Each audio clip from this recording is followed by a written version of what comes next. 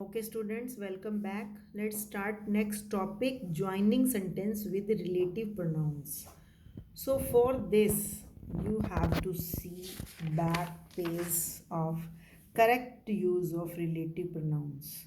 Whom and who for persons only. We have to use whom and who for persons. Which for animals and inanimate things means non-living things like bat, table, chair. Whose for both persons and things, kiska. That for both persons and objects, and also after adjective in superlative degree, and also afterwards like some, all, any, nothing, none. We have to use that.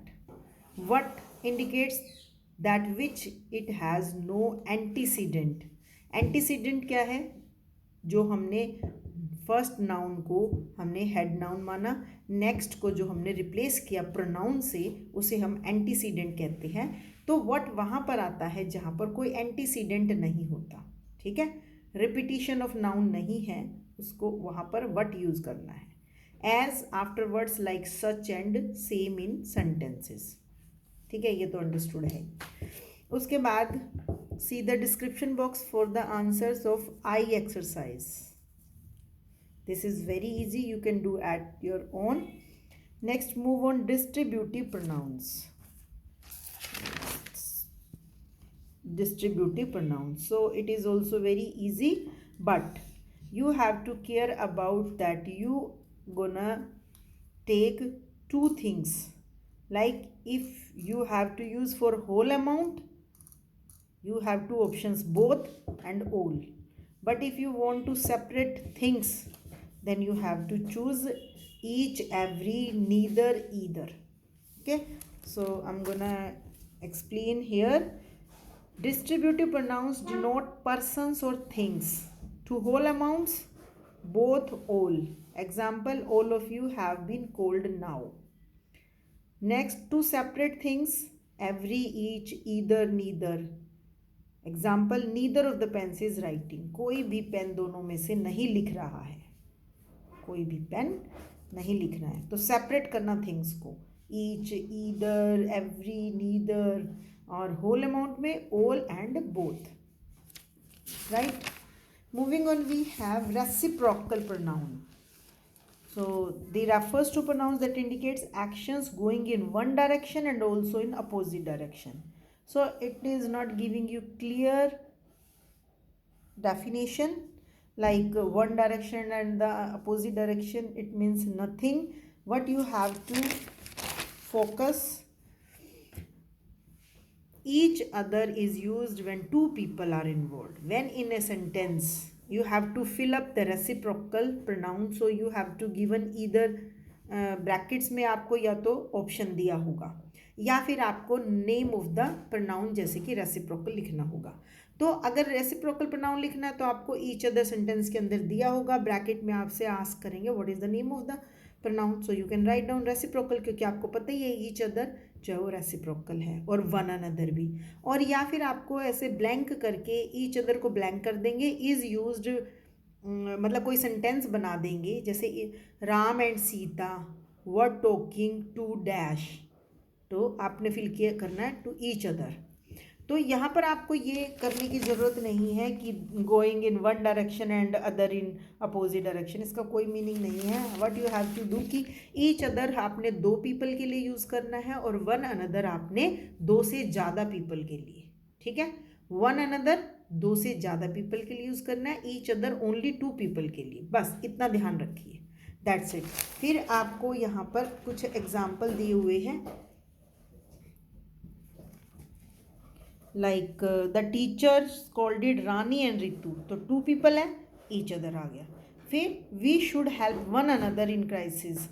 One another का मतलब दो से ज़्यादा people है ना, एक दूसरे की मदद करना, तो वन अनदर दो से ज़्यादा हो गया, each other Ritu and Ram, Rani दो हो गए. बस इतना ध्यान रखिए.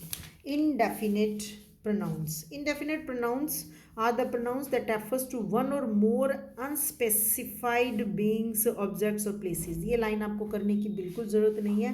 It mean nothing. What you have to do, कि इनडेफिनेट प्रोनाउन में नॉट फिक्स्ड और क्लियर, कोई भी फिक्स चीज़ नहीं है। जैसे कि रेसिप्रोकल में क्या था, दो पीपल है या फिर दो से ज़्यादा पीपल है, इसमें ऐसा कुछ फिक्स नहीं है, कोई क्लैरिटी नहीं दी है, कुछ क्लियर नहीं है। सिर्फ आपने कंसीडर करना है कि सेंटेंस की डिमांड क्या है, वो क्या चाहता है। जैसे कि एग्जाम्पल मैं आपको दे रही हूँ, उसमें बहुत सारे एग्जाम्पल है, all, each, any, little, few, something, everybody, like बहुत सारी चीज़ें हैं इसमें, एक्सेट्रा। तो आपने बस उसको ध्यान करके, ये देखिए इतनी सारी टेबल दी हुई है आपको, ये सारी करनी है आपको, लर्न कर लो इसको। लेकिन मेन जो चीज़ आपने करनी है कि कोई कंफ्यूजन ना हो आपको कि रेसिप्रोकल में और इनडेफिनिट जो प्रोनाउन है उसमें डिफरेंस क्या है। तो कंफ्यूजन नहीं है, बोथ हैव ऑल और ईच, ऑल एंड ईच। अब देखिए यहाँ पर भी रेसिप्रोकल के अंदर, नहीं सॉरी, रेसिप्रोकल नहीं है, डिस्ट्रीब्यूटिव और इंडेफिनिट, या डिस्ट्रीब्यूटिव एंड इंडेफिनिट। तो डिस्ट्रीब्यूटिव के अंदर आप देख सकते हैं कि आपको ईच भी दिया हुआ है और बोथ भी दिया हुआ है, ठीक है, और ऑल भी दिया हुआ है, ईच एंड ऑल। और यहाँ देखिए आप इंडेफिनिट में भी आपको ईच एंड ऑल दिया हुआ है। ये दो चीज़ है जो आपको सेम टू सेम यहाँ पर और यहाँ पर दी हुई है, that is distributive and this is indefinite. So आपको कंफ्यूज नहीं होना है, इस केस में दोनों ही आंसर आपके करेक्ट होंगे, चाहे आप इसे डिस्ट्रीब्यूटिव प्रोनाउन लिखिए, नेम ऑफ द प्रोनाउन, या फिर आप इसे इनडेफिनिट प्रोनाउन लिखिए अगर आपको ब्लैंक में नेम ऑफ द प्रोनाउन पूछा है। और अगर आपको सेंटेंस दिया हुआ है तो आप चाहे उसको मतलब ईच लिखिए या बोथ, ईच तो एक के लिए, ऑल जो है सबके लिए आएगा, तो both are correct in all the cases. Okay, तो आप सिर्फ कंफ्यूज मत होना कि ये दोनों को, बोथ आर करेक्ट, आप इसे डिस्ट्रीब्यूटिव लिखिए, इंडेफिनेट लिखिए, और दोनों ही केस में फिलअप तो सेम ही आपका आंसर रहेगा। इधर जे एक्सरसाइज एंड के exercise, you can see the answers in the description box, and little bit tough is K part, so you have to focus on reflexive pronoun and emphatic pronoun because this is very confusing in this chapter. So have a look and go back to the pages for emphatic rules on this page and also in my notes, and reflexive for this. Okay, so see in the description box and stay tuned. Bye bye, have a nice day.